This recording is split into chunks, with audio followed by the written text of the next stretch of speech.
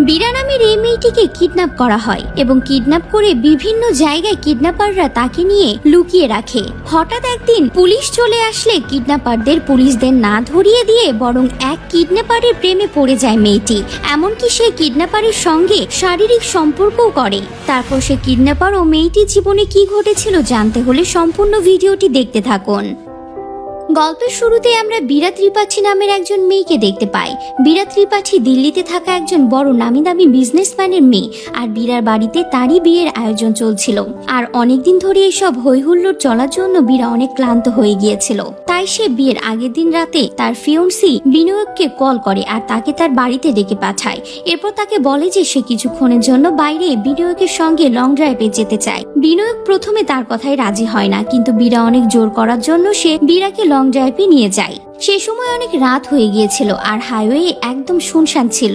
এরপর তারা সেখানে একটা পেট্রোল পাম্পের সামনে আসে আর বীরা গাড়ি থেকে বাইরে বেরোয়, কিন্তু বিনয়ক গাড়ির মধ্যে ছিল। সে সময় হঠাৎ বীরা পেট্রোল পাম্প থেকে গুলি চলার আওয়াজ শোনে আর তারপরে দেখা যায় সে পেট্রোল পাম্পে একজন লোককে মেরে ফেলা হয়েছে। আর তার ভিতর থেকে কয়েকজন লোক বন্দুক হাতে বেরিয়ে আসে আর তারা বীরাকে সেখানে দেখে নেয় আর বীরাকে গান পয়েন্টে নিয়ে নেয়। তখন বিনয় কিছু করতে পারে না আর সে ভয়ে গাড়ির মধ্যে বসে থাকে। আর তারপর দেখা যায় যে সেই লোকগুলো বীরাকে সেখান থেকে নিয়ে চলে যায়। এরপর বীরার কিডন্যাপাররা এটা জানতে পারে যে বীরার বাবা একজন প্রতিপত্তিশালী ব্যক্তি, তার সঙ্গে বড় বড় পলিটিশিয়ানদের সম্পর্ক আছে। ফলে বীরাকে বাঁচানোর জন্য তারা অনেক দূর যেতে পারে আর এই কিডন্যাপাররা ফেসে যেতে পারে। তাই তারা এইসব নিয়ে ভয় পাচ্ছিল। কিন্তু এই কিডন্যাপারদের মধ্যে একজন, যার নাম মহাবীর ভাটি, সে এইসব কিছু তোয়াক্কা করে না আর সে বাকিদের জানায় যে যা হবে দেখা যাবে। আর তারা যখন একবার এই মেয়েটাকে কিডন্যাপ করেই নিয়েছে তখন তাকে লুকিয়ে রাখাই তাদের কাজ। আর এরপর তারা সবাই মিলে ঠিক করে যে তারা বীরাকে কোনো এক জায়গায় রাখবে না। কিছুদিন অন্তর অন্তরই তারা বীরাকে এদিক ওদিক নিয়ে যাওয়া শুরু করবে যাতে পুলিশ তাদের ট্র্যাক না করতে পারে। আর এভাবেই চলতে চলতে কিছুদিন কেটে যায় আর মহাবীর বীরাকে একটা ট্রাকে করে জায়গা বদল করত। এরকমই একদিন রাতে তারা মীরাকে নিয়ে একটা জায়গায় যাচ্ছিল। সে সময় পুলিশ তাদের ট্রাক দাঁড় করায় আর তাদের ট্রাকের তল্লাশি নেয়। মহাবীর আর তার সঙ্গে যে ছিল তারা ভেবেছিল যে এবার বীরাকে তারা দেখে নেবে আর তাদের দুজনের জেল হয়ে যাবে। কিন্তু পুলিশ যখন ট্রাক সার্চ করে তখন সেখানে কিছুই দেখতে পায় না আর তারপর তাদের ছেড়ে দেয়। এরপর মহাবীর আর তার সঙ্গে থাকা ছেলেটা এসে দেখে যে বীরা ট্রাকের মধ্যে লুকিয়ে পড়েছিল যাতে পুলিশ তাকে না দেখতে পায়। এটা দেখে তারা দুজনই ভীষণই অবাক হয় আর বীরা নিজেও তার এই কাজের জন্য অবাক হয়। সে বুঝতে পারে না যে সে এরকম কেন করছে। কিছুক্ষণ পরে বীরা মহাবীরকে জানাই যে সে এই জার্নিটা অনেক এনজয় করছে। সে এত সুন্দর জায়গা কখনো দেখেনি আর এত সুন্দর এক্সপেরিয়েন্সও তার হয়নি। আর সে তার বাড়িতে ফিরে যেতে চায় না, বরং এই জার্নিটা কন্টিনিউ করতে চায়। বীরার এসব কথায় মহাবীর একটু বিরক্ত আর অবাক হয়। এরপর একদিন বীরা মহাবীরকে জানায় যে তার যখন 9 বছর বয়স ছিল তখন তার নিজেরই একজন জেঠু তাকে রেপ করেছিল আর সে তার মাকে একথা জানিয়েছিল, কিন্তু তার মা ফ্যামিলির রেপুটেশন বাঁচানোর জন্য বীরাকে কাউকে কিছু বলতে নিষেধ করে দেয়। আর তারপর বীরা দেখে তারপরও সেই জেঠু তাদের বাড়িতে যাওয়া আসা করত আর সে এমন একটা ভাব করত যেন কিছুই হয়নি।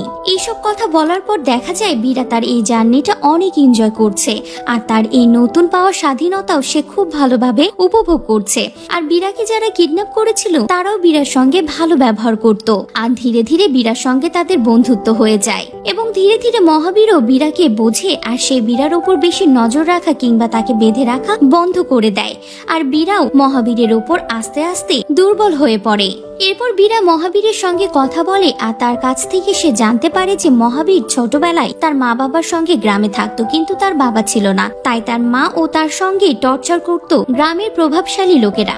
আর তার মা যে জমিদারের হয়ে কাজ করত সেই জমিদার তার মার সঙ্গে বাজে ব্যবহার করত আর তাকে দিয়ে সব রকমেরই কাজ করিয়ে নিত, কারণ তারা নিচু জাতের ছিল। এরকম জীবন মহাবীরের ভালো লাগতো না। তাই একদিন সে রাগ করে বাড়ি থেকে পালিয়ে আসে আর এভাবেই চলতে চলতে সে এই গ্যাংয়ের সঙ্গে জড়িয়ে যায় আর একজন অপরাধী হয়ে যায়। তারপর সে কোনোদিনও আর বাড়িতে ফিরে যায়নি। এরপর বীরা মহাবীরকে বোঝায় যে এসব যখন শেষ হয়ে যাবে তখন মহাবীর তার গ্রামে গিয়ে তার মায়ের সঙ্গে যেন দেখা করে।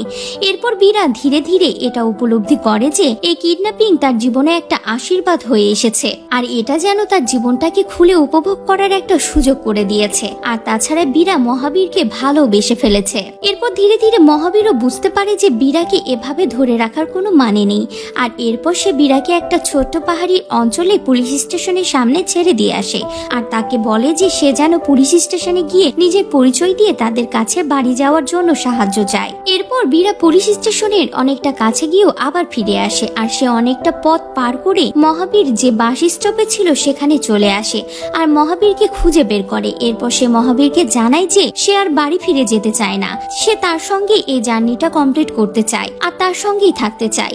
মহাবীর প্রথমে রাজি হয় না আর সে বীরাকে বোঝানোর চেষ্টা করে, কিন্তু বীরা তার কোনো কথাই শোনে না, কারণ সে মহাবীরকে ভালোবেসে ফেলেছে। আর ফাইনালি তারা দুজন ঠিক করে যে তারা দুজনই একসঙ্গে উঁচু পাহাড়ের দিকে যাবে। এরপর বীরা মহাবীরকে জানায় যে তার পাহাড় খুবই ভালো লাগে আর মহাবীর এই কথা শুনে বীরাকে সব থেকে উঁচু পাহাড়ে নিয়ে যায় আর সেখানে একটা ছোট্ট বাড়ি ভাড়া করে আর তাদের থাকার ব্যবস্থা করে। আর এই বাড়িটা দেখে বীরা অনেক ইমোশনাল হয়ে যায়। সে মহাবীরকে জানায় যে তার ছোটবেলা থেকে একটা শখ ছিল যে তার এরকম পাহাড়ি অঞ্চলে একটা বাড়ি হবে। আর এই বাড়িটা পেয়ে বীরা নিজে হাতে এই বাড়িটা পরিষ্কার করে আর নিজের হাতে রান্না করে সে মহাবীরকে খাওয়ায় এবং মহাবীরের অনেক যত্ন নেয়। আর মহাবীরও বীরাকে ভালোবেসে ফেলে। এইসব দেখে মহাবীর অনেক ইমোশনাল হয়ে যায় আর তার নিজের মায়ের কথাও মনে পড়ে। এরপর নিজেদের সমস্ত দুঃখ, ভয় আর দুশ্চিন্তার কথা বলে তারা দুজনে একে অপরের সঙ্গে ইন্টিমেট হয় এবং তারপরে তারা শান্তিতে ঘুমায়। পরদিন সকালবেলায় বীরা ঘুম থেকে উঠে তাদের বাড়ির সামনে একটা উঁচু পাথরের উপরে গিয়ে বসে আর মহাবীর তাকে দেখে সামনে যাবেই ঠিক সে সময় অনেক পুলিশ তাদের চারিদিক ঘিরে ফেলে আর মহাবীরকে পেছন থেকে গুলি করে। আর এটা দেখে বীরা ভীষণই ভয় পেয়ে যায় আর সে পুলিশের উপর ভীষণ রেগে যায় আর তাদেরকে জিজ্ঞেস করে যে তারা হঠাৎ করে কেন গুলি চালালো, কারণ মহাবীর কিছুই করেনি। আর তারপর মহাবীরকে তাড়াতাড়ি হাসপাতালে নিয়ে আসা হয়। এরপর জানা যায় যে মহাবীরকে গুলি চালানোর সঙ্গে সঙ্গে সে মারা গেছে। অন্যদিকে বীরার কন্ডিশন অনেক খারাপ ছিল আর তার ট্রিটমেন্ট করে তাকে সুস্থ করা হয়। আর এরপর বীরাকে তার বাবা মা বাড়িতে নিয়ে আসে। বীরা ফিজিক্যালি ও মেন্টালি অনেক বেশি দুর্বল ছিল আর তার ফ্যামিলি এমনকি তার ফিয়ন্সি বিনয়কও তাকে সাপোর্ট করে আর তার পাশে থাকে। আর ধীরে ধীরে বীরা সুস্থ হয়ে ওঠে। এরপর একদিন বীরার রিলেটিভরা তার সঙ্গে দেখা করতে আসে এবং তাদের মধ্যে তার সেই জেঠুও ছিল।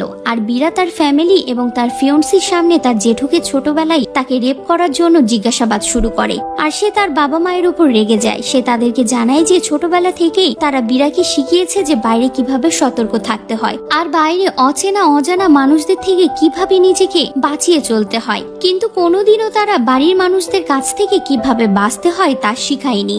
বাড়ির মানুষ আরো ক্ষতিকর ও বিপজ্জনক। আর বীরার মুখে এ কথা শোনার পরে সেখানকার উপস্থিত কোনো মানুষের কাছে বীরার এই প্রশ্নের কোনো উত্তর ছিল না। এরপর দেখা যায় যে কিছুদিন পর বীরা তার বাড়ি ছেড়ে চলে যায় আর সে আবার একটা পাহাড়ি অঞ্চলে থাকতে আসে আর সেখানে একটা ফ্যাক্টরি তৈরি করে আর একটা ছোট বাড়িও কিনে নেয় আর নিজের জীবনটাকে নতুন করে শুরু করে। এরপর বীরা পাহাড়ে দাঁড়িয়ে থাকতে থাকতে স্বপ্নের মধ্যে চলে যায় এবং তার নিজের 9 বছরের ছোটবেলা আর মহাবীরের ছোটবেলাকে একসঙ্গে দেখতে পায়। তারা দুজন সমস্ত উঁচু নিচু জাতের ভেদাভেদ, গরিব বড় লোকের পার্থক্য কাটিয়ে দুটি ছোট নিষ্পাপ বাচ্চাদের মতো একে অপরের সঙ্গে খেলা করছে। আর এটা দেখে বীরার ভীষণই ভালো লাগে আর সে মহাবীরকে মনে করে অনেক খুশি হয় এবং সে নিজে স্বাধীনভাবে এখানে বেঁচে থাকতে শুরু করে। আর এই মুভিটি এখানেই শেষ হয়ে যায়।